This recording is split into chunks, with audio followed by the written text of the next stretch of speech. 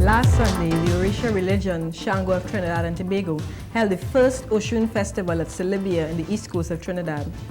Now, Oshun is the Orisha of all sweetwater expanses, like rivers, lakes, lagoons.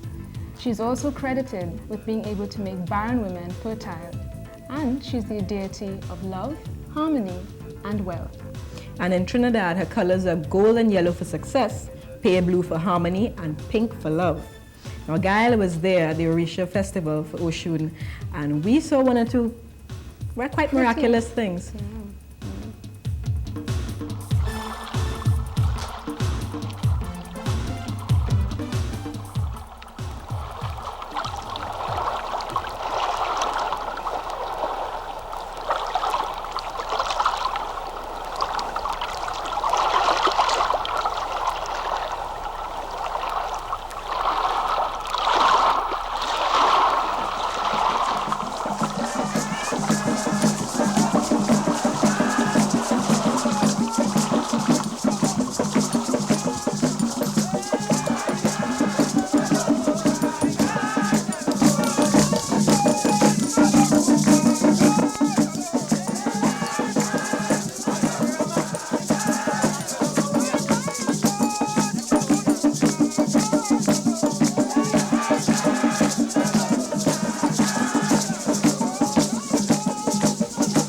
Celebrating here the festival of Oshun.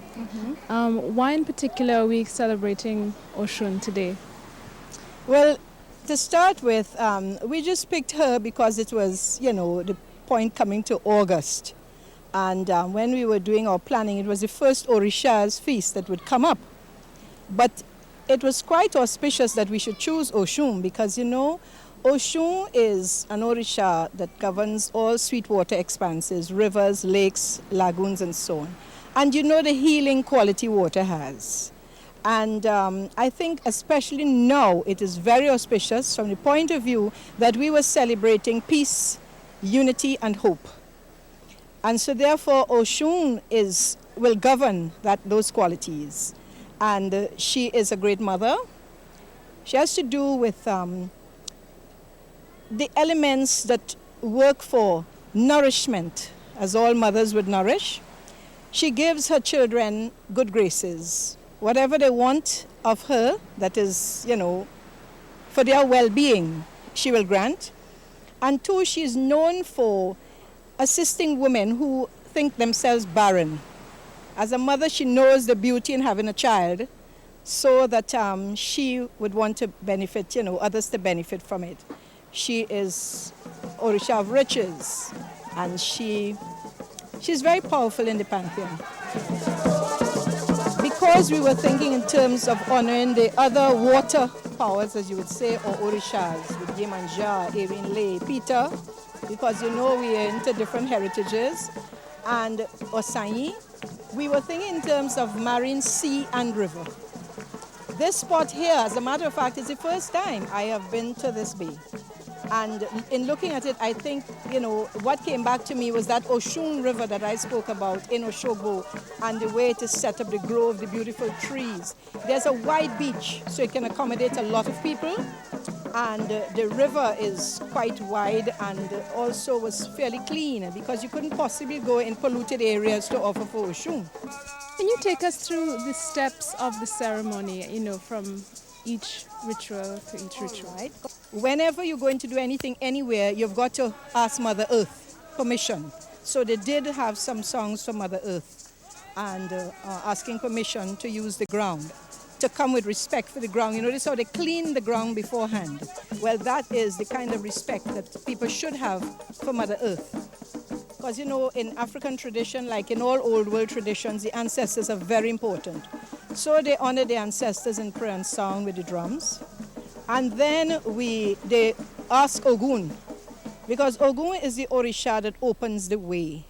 He's the one that goes forward to make sure that the life is clear, the road is clear. He's a warrior. And you need your warriors to go forward.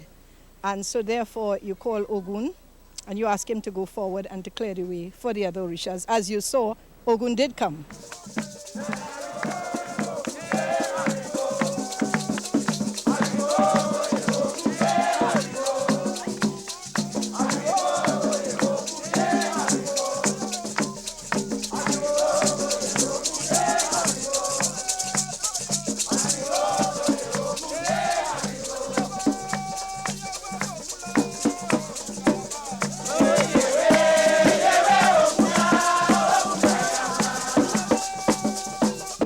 took all their offerings to the river mouth.